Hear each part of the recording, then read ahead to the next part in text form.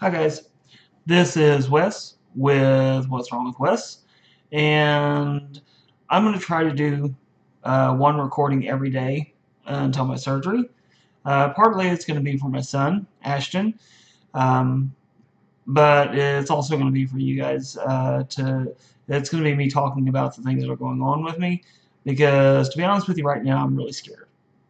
There's no getting around that fact. I'm terrified of what the surgery is going to do, because as I think about it more and more, I think of the new and horrible ways that things could go wrong. Like I've discussed before, one of the things that they're going to have to do is they're going to have to shut off my pacemaker. And when they shut off my pacemaker, what they do is they put this big magnet right here over where the pacemaker is, and then they put these stick paddles, the defibrillator paddles. They stick those to me in case something goes wrong. And let's be honest, I have 22% heart function. Something could go wrong. Um, but what they're going to be doing is they're going to disable my pacemaker. They're going to cut my throat, essentially. I mean, I know it sounds morbid, but that's basically what it's doing. They're going to make an incision right here on my throat, and they're going to peel it back, and they're going to try to remove as much of the thyroid as they can. Uh, the other thing is, the other little boy that lives in our house, he's having some trouble tonight, and not tonight. He's not having trouble tonight. He's dealing with having to be in a play in his school, and his mom asked me if I wouldn't mind talking to him, because she knows I've been on stage, and she knows that really I'm a performer. You know, just in my everyday life, I talk in funny voices sometimes, and I read to the boys, and I do these voices, with the for the different characters, and it's just something I do. It's something I love to do. And right now I'm reading my son The Phantom Tollbooth. And in The Phantom Tollbooth there are a lot of various characters. I've done the Magic Treehouse stuff, and there's essentially two characters for the most part, though they interact with others, and so I make up voices for each one. And I try to be consistent with that. But if this goes wrong, I'm not going to be able to do those voices anymore, and that scares me, because it's one of the things I love to do for my son. I love to make books come alive for him. When I read to him, I don't just read in a monotone. I make up voices. And it's just one of the things I do. It's something I've done since I was a kid. And that's what I was thinking about tonight when I'm talking to this other little boy, trying to convince him to do this play that he says he doesn't want to do. I think he really wants to do it. He just needs some convincing. Um, but it's one of the things I was thinking about. When they do this, I'm not going to be able to talk for at least a couple of days, and maybe permanently. And it scares me. That fills me with a lot of dread that I won't be able to read to my son, possibly at all. And if I do, how much of a strain is it going to be to do the voice of TikTok from the Phantom Tollbooth, or to do Milo? This is the voice I do for Milo, the main character. Um, and some of the books I like to read, they have very loud and boisterous characters, and if something happens, my voice is stunted. What am I supposed to do? You know, so one of the projects I'm actually thinking about, I'm considering, is when a couple of days before the surgery, if I'm not finished reading the Phantom Tollbooth to my son, I'm thinking about actually finishing it up on uh, on YouTube videos, or videos for my son. Those are probably private, most likely, but it's just one of the things I think I might want to do, so that my wife can pull it up on her iPhone and show him, and he can see Daddy reading to him, you know, when I can't. Um, but like I said, it's a very trying time right now, and it really is affecting me. I try not to let it show around my family, uh, even though they have the ability to watch this.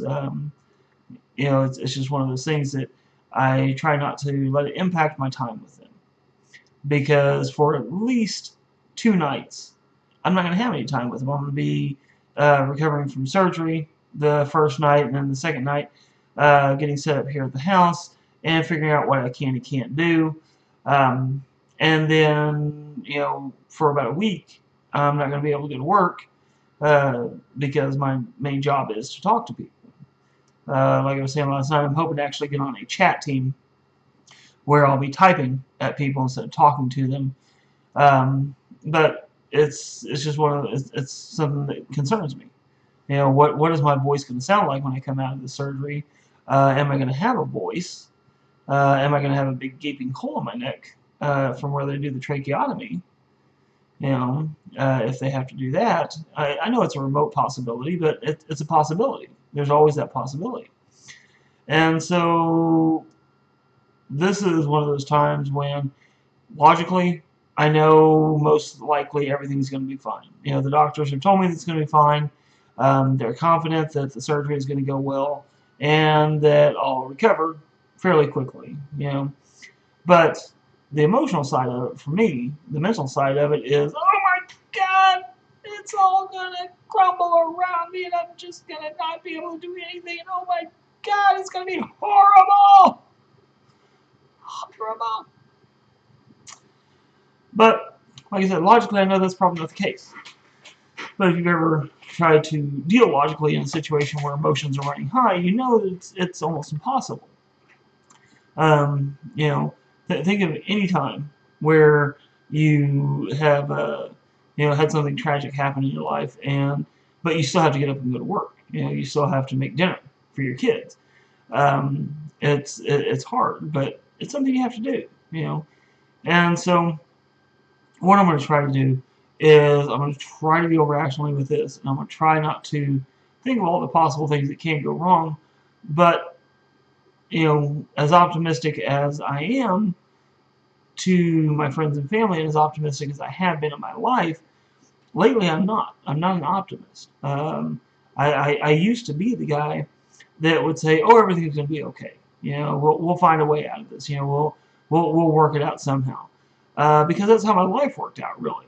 Um, no matter how bad things were getting, if I really needed something, something happened and I got what I needed. It may not have been what I wanted, and it may not have been any more than exactly what I needed, but it was what I needed.